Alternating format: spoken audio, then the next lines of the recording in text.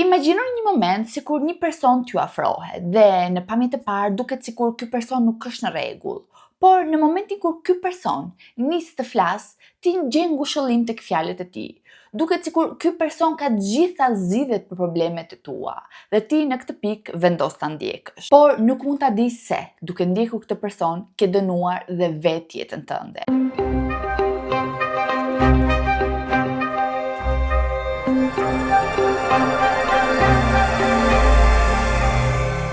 Përshëndetje të gjithëve dhe mirë se erdhët në kanalin tim. Për gjithë ju që s'më njihni, unë jam Lori dhe si gjithmonë do të jem këtu me ju për t'ju treguar një histori të vërtet krimi.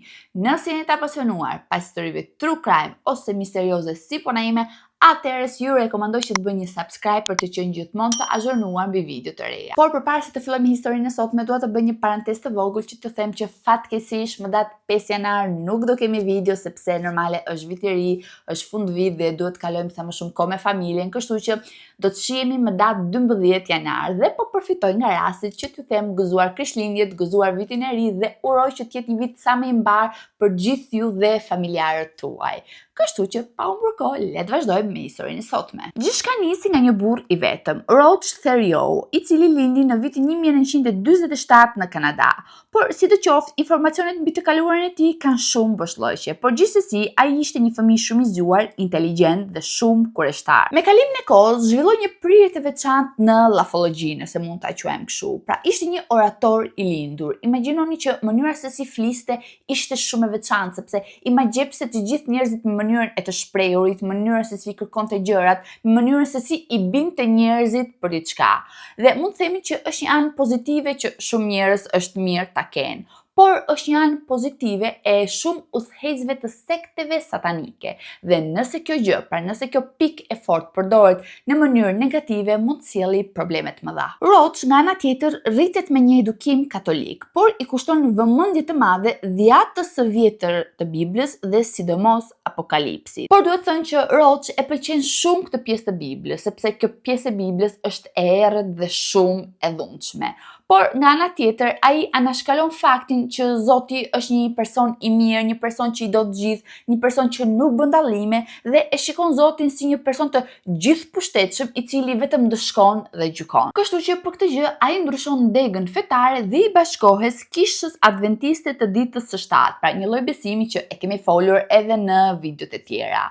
Dhe duhet thënë që ai përpiqet që të gjejë një rrugë brenda kësaj kishe, ose më saktë këtij sekti, por nuk shihet fare me sy të mirë, sepse ai e paraqet veten si profet, si të gjithëpushtetshëm, si një person që di gjithçka, deri në atë pikë sa që bëheshte shumë i bezdishëm për të tjerët. Dhe për këtë arsye ato e përjashtojnë nga kisha, por duke njohur tipin e tij, ai tashmë nuk ndalet, pra nuk është një tip që dorëzohet. Kështu që fillon që të predikoj kudo që ndodhet. Një burim tregon që Roach në këto predikime të çmendura i bënte nëpër qytete. Praktikisht shkonte në kisha të tjera, bare, sheshe dhe qendra grumbullimi për të folur ligjshëm. Siç u tha më parë, ai ishte i Zotit në magjepsin e bashkëbiseduesve të tij.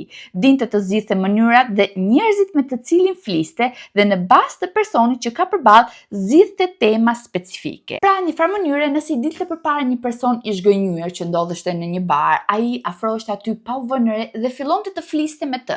Dhe ky person i dukeshte sikur Roach kishte zgjidhjet për gjitha problemet e tij. Imagjinoni që i fliste në atë lloj mënyre sikur ai person tashmë nuk kishte asnjë problem, sikur gjitha problemet e atij personi ishin zgjidhur. Por normale kjo gjë nuk ishte e vërtetë, thjesht mënyra se si Roach i shprehte gjërat të bënte të mendonte që personi që kishte përballë tashmë nuk kishte asnjë problem.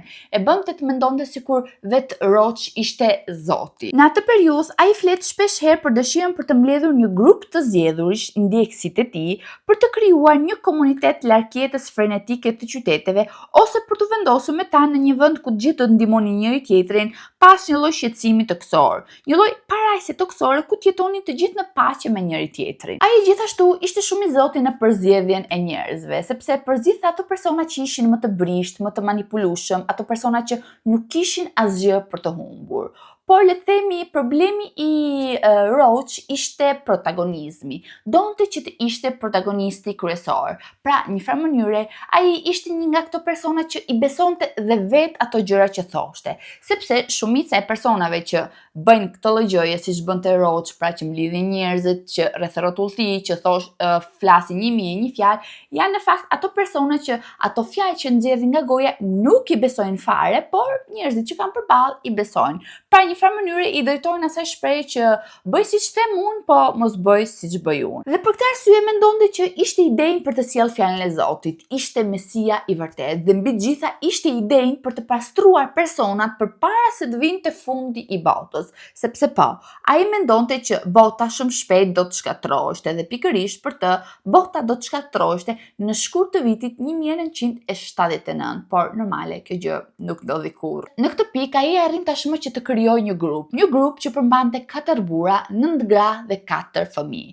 Dhe pikërisht ky grup i vogël së bashku me në krye Roach arrin të realizojnë ëndrrën e tij. Pra zhvendosën një vend të humbur që këta e quajnë mali i përjetshëm. Dhe në këtë vend Roach u tregon ndjeksave të tij mënyrën se si të pastrohen përpara se të vijë fundi i botës. Ta persona që e ndiqnin ishin të bindur në gjithçka që Roach thoshte.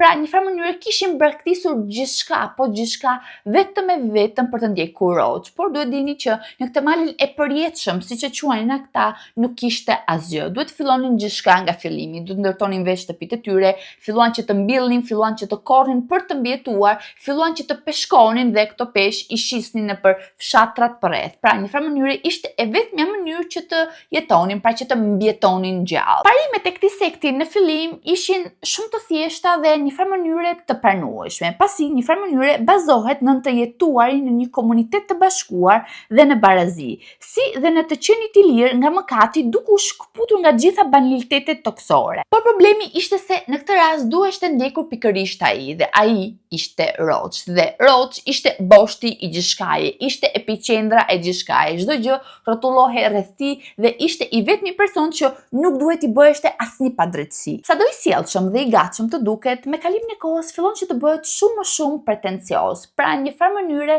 gjërat fillojnë që të marrin për keq. Dhe duhet thënë që ky lloj sekti është tashmë i përfunduar, është tashmë i kompletuar, por akoma jo deri në atë pikë sa që të merrte atë emrin e tmerrshëm që do të njiheshte nga të gjithë. Por duhet thënë që duhet ndodhin akoma më shumë gjëra të tmerrshme që ky sekt të merrte pikërisht atë emër. Ndërkohë, Roach vazhdon të manipulojë këto njerëz të gjorë duke u paraqitur si hyni, duke u paraqitur si zëvendësi Zoti, duke u thënë të gjithëve që ishte i vetmi që mund të parashikonte apokalipsin dhe në një farë mënyrë i bënte të ndiheshin ato njerëz që e ndiqnin Roach të privilegjuar në një farë mënyrë sepse ishin pranë tij në momentin kur ndodhte apokalipsi. Por në një farë mënyrë koha kalon dhe arrin pikërisht shkurt i vitit 1979, pra momenti ku do ndodhte gjithë apokalipsi, momenti ku e gjithë bota do shkatërrohet. Dhe siç e dim, pra muaji kalon shpejt. Dhe kur kaloi muaji shkurt, asgjë nuk ndodhi, pra çdo gjë vazhdonte si më parë. Dhe normale gjithë personat që e kishin ndjekur filluan që të ngrenin pikpyetjet e tyre, pra si është e mundur ti na the diçka tjetër, pse nuk po ndodh kjo gjë, por siç u thash, Roach ishte një orator shumë i Zotit dhe kishte përgjigje në majë të gjuhës. Dhe justifikimi që dha ishte shumë absurd sepse tha pikërisht këtë fjalë. Koha e Zotit është shumë ndryshe nga koha e njeriut dhe mund të ketë një gabim në llogaritje, por gjithsesi është e sigurt se fundi i botës do të vijë, thjesht nuk dihet akoma sakt momenti se kur. Dhe në fakt shumë prej ndjeksave të tij fillojnë që të kenë ato dyshimet e tyre mbi sinqeritetin e tij, por edhe nga ana tjetër Roach fillon që të ketë dyshimet e tij se që njerëzit e kanë besuar apo jo. Dhe për këtë arsye ai përdor dhunën, sepse në një farë mënyre ai nuk mund ta pranonte që gjithë njerëz të iknin, të largoheshin dhe ta linin atë me problemet e tij mendore, sepse në një farë mënyre Roach ishte një person që pëlqente të komandonte dhe të nënshtronte persona. Kështu që për fat të keq ai fillon që të bëjë gjëra të tmerrshme nga frika që mund të humb atë perandërinë e tij të vogël. Dhe në një mënyrë apo në një tjetër, në mënyrë shumë të çrregullt, ai arrin që të martohet me 9 gratë që ndodheshin brenda sektit dhe këto 9 gra i lë që të gjitha shtatzanë. Dhe mbi gjitha vendos dhe rregulla diktatoriale të tipit që askush nuk mund të fliste me njëri tjetrin kur Roach nuk ndodheshte aty. Mbi të gjitha, askush nuk mund të largoheshte nga grupi, gjë që këtë grup ai kurrë në një farë mënyre nuk e quajti sekt, dhe mbi të gjitha do të dënoheshin të gjithë ato persona që mendonin të arratiseshin. Pra, në një farë mënyre që mendonin të arratiseshin, jo më të arratiseshin. Dhe çdo person që dilte kundër Roach, çdo person që i kundërshtonte fjalën, çdo person që mundoheshte të arratiseshte, ai përdorte një dhunë ekstreme mbi të. Dhe kjo gjë është vetëm fillimi. Ai zhvillon një lloj prirje, le të themi, maniakale për ndëshkimet brutale, sepse në vitin 1981 ai ushtron një dhunë të papar mbi një fëmijë 2 vjeçar që ishte pjesë e sektit, sepse në mendjen e tij të çrregullt mendonte që ky fëmijë kishte probleme shëndetësore dhe për këtë arsye ai duhet ta sillte në vete. Dhe në një farë mënyre, pas dhunës së tmerrshme që i dha fëmijës së tij, Roach urdhëron një tjetër antar të sektit që të ushtroj dhunë mbi fëmijën 2 vjeçar. Dhe fatkeqësisht ky ishte viktima e parë e kultit, sepse fëmia 2 vjeçar vdiq nga plagët e marra. Roach përpiqet në çdo lloj mënyre që të fshehë vdekjen e djaloshit 2 vjeçar, pra dhe nga vet antarët e grupit. Pra një farë mënyre kërkon që të fshehë trupin, por një farë mënyre nuk ja del dhe e varros trupin aty pranë. Por nga ana tjetër bën diçka edhe më absurde, sepse ndëshkon pikërisht personin që ai vet kishte urdhëruar për të rrahur djaloshin 2 vjeçar. Dhe pjesën tjetër të sektit, një farë mënyre e detyron që të thotë që djaloshi vdiq aksidentalisht. Situata filloi që të bëhet jashtëzakonisht dhe më mizore. Megjithatë, duhet thënë që ky episod nuk u kalua pa u vënë re nga ligji, sepse në një farë mënyre, siç ju thash, nëse e mbani mend në fillim, ndjekësit e Roach për të mbijetuar, ato peshkonin peshë dhe këto peshë i shisnin në fshatrat përreth. Dhe mendohet që banorët e atyre fshatrave kanë vënë re që një fëmijë mungon dhe për këtë arsye kanë njoftuar policinë. Dhe në momentin kur policia arriti në vendngjarje, pra në shtëpinë e Roach, bëri një bastisje totale. Imagjinoni që gjetën trupin e djegur të fëmijës 2 vjeçar dhe Roach dhe 8 persona u arrestuan nga policia. Dhe normale historia mund të ishte mbyllur këtu, ku Roach ishte arrestuar dhe ishte dënuar për mira e mira gjëra, por nuk dihet se si, por Roach, së bashku me ato 8 persona të tjerë, u liruan nga burgu. Gjëja më e tmerrshme është se nga ky moment e tutje, ndëshkimet që bënte Roach kundrejt antarëve të tij ishin shumë më të tmerrshme. Por një gjë e mirë që ndodhi nga bastisja e policisë ishte fakti që policia mori në mbrojtje të gjithë fëmijët që bënin pjesë në sekt. Por nga ana tjetër, Roach me atë dinakrinë e tij kishte arritur që të lindte shtatzan gra të tjera. Dhe në këtë lloj mënyre sekti ishte i gatshëm të riktheheshte më i fortë dhe më i neveritshëm se kurrë më parë. Roach, duke qenë se tashmë ishte i identifikuar nga policia, ai me dinakëri zhvendoset një vend tjetër për t'ia filluar nga fillimi.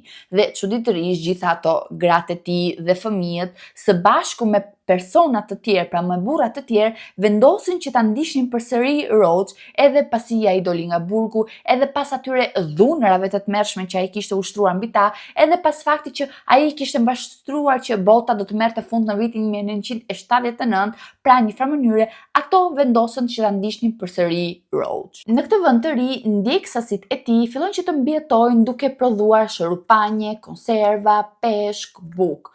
Por duhet thënë që personat që punonin ishin fëmijët, sepse në një farë mënyre fëmijët ishin, le të themi, personat që zinin pjesën më të madhe të popullsisë së sektit. Dhe një ditë Roach po i shikonte këto fëmijë që punonin si ato milingonat e vogla dhe pikërisht ai quajti këto fëmijë Ant Hill Kids, pra një farë mënyre fëmijët e kodrës së milingonave. Nga ana tjetër, fatkeqësisht këta fëmijë, duke qenë se kishin lindur në një kontekst kaq të izoluar, nuk dinin asgjë nga bota, nuk njihnin asgjë më shumë dhe nuk dinin që ati i tyre, pra ati i tyre i gjithë pushtetshëm në të vërtetë ishte një përbindësh i vërtet, sepse ato mendonin që ai ishte vetë Zoti, por në të vërtetë kjo gjë nuk ishte kështu.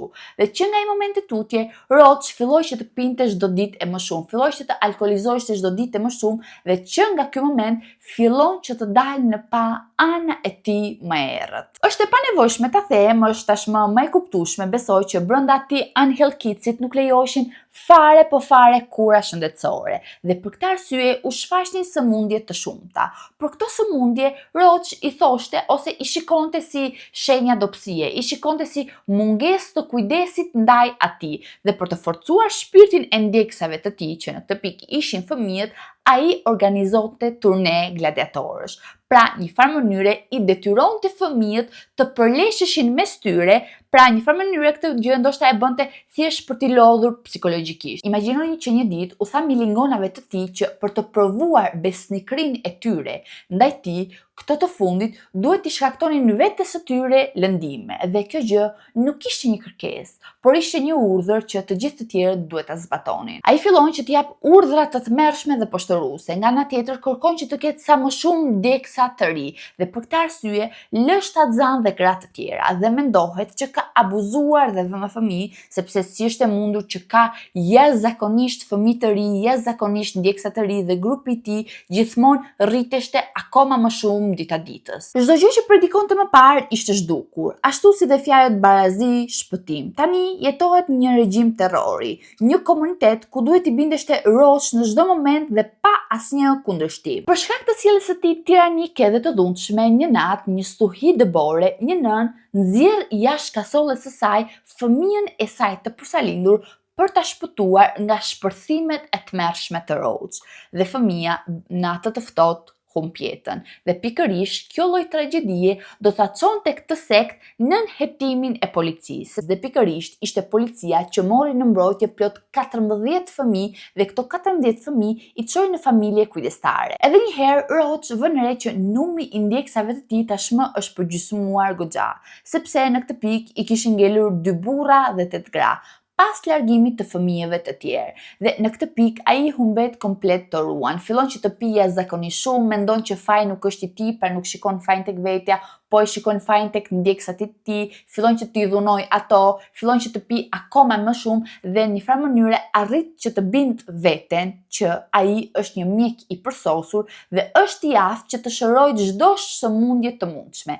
Dhe ky është momenti kur dhuna e tij arrin ekstremet maksimale. Në shtator të vitit 1988, papritur, Roach detyron Sloan Boylard, një nga ndjekësit e tij, që të shtrihej mbi tavolinën e kuzhinës, sepse kjo e fundit kishte kohë që ankoheshte për dhimbje stomaku. Dhe këto dhimbjet e stomakut të vajzës, Roach i ktheu në ndëshkim.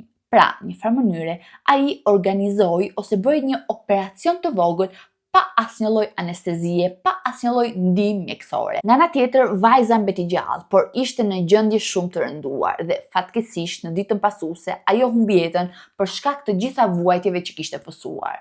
Dhe e gjitha kjo vetëm për faktin që tha që nuk ndiheshte fare mirë. Por Roach nuk interesonte fare vdekja e vajzës, sepse tashmë ishte komplet i shkëputur nga realiteti dhe mbi gjitha mendonte që tashmë kishte fuqi të mbinatyrshme për të ringjallur të vdekurit. Ai urdhëron gjithë ndjekësit e tij që të bëjnë disa rituale të çuditshme mbi trupin e vajzës, pra një farë mënyre që vajza të ringjallet, por kjo gjë normale nuk ndodhi kurrë dhe ai fshehurezi varros trupin e vajzës dhe si kujtim mban me vete një pjesë nga trupi i vajzës dhe kjo gjë tregon se sa i putur ishte ai person nga realiteti. Por nuk mbaron me kaq, sepse në nëntor të vitit 1988, një tjetër ndjekëse, e cila quheshte Gabriela, guxon të kundërshtojë Roach, por duhet thënë që guximi i saj do ta shpijej Roach që të bëjë mbi Gabrielën një dhunë ekstremisht të tmerrshme. Imagjinoni që i djeg asaj pjesët e time, i ngul asaj gjylpëra në fund të shpinës,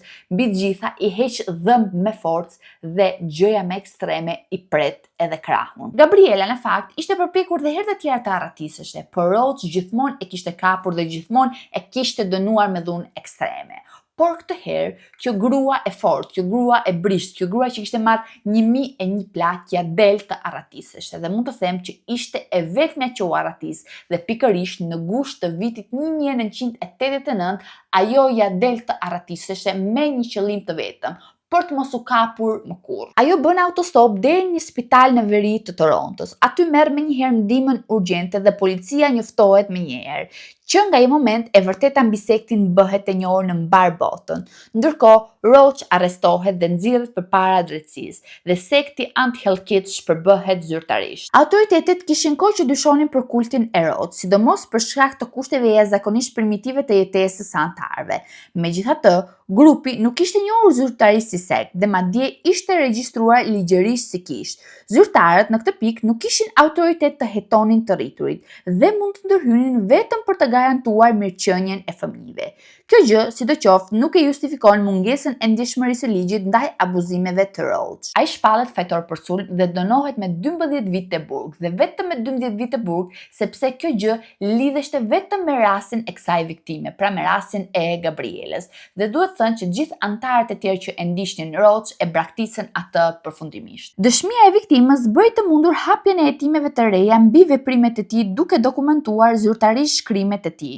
Në vitin 1993 ai deklarohet fajtor për vrasje të shkallës së dytë dhe vdekjen e Slogan Bojlard dhe më në fund dënohet me burgim të përjetshëm. Në vitin 2000 transferohet në burgun e Dorchesterit në një institucion me siguri të mesme. Në vitin 2002 i refuzohet liria me kusht pasi konsiderohet me rrezik të lartë për përsëritjen e krimeve dhe që nga ajo kohë nuk paraqitet më kërkesa për lirim. Roach u konsiderua një person i pashërueshëm, një person i vështirë për të menaxhuar dhe kjo gjë u vë re dhe brenda në burg, për shkak se më 26 shkurt të vitit 2011 ai u gjet i pajet brenda qelisë së tij për shkak të një përleshje që kishte bërë me shokun e qelisë, ku ky i fundit e pranoi fajin e tij dhe për këtë gjë u dënua përsëri për herë të dytë me burgim të përjetshëm. Dhe në këtë mënyrë përfundon historia e një prej sekteve më të errta dhe më mizore të shekullit të kaluar. Dhe imagjinoni që gjitha këto gjëra janë të vërteta. Më shkruani poshtë në komente mendimin tuaj.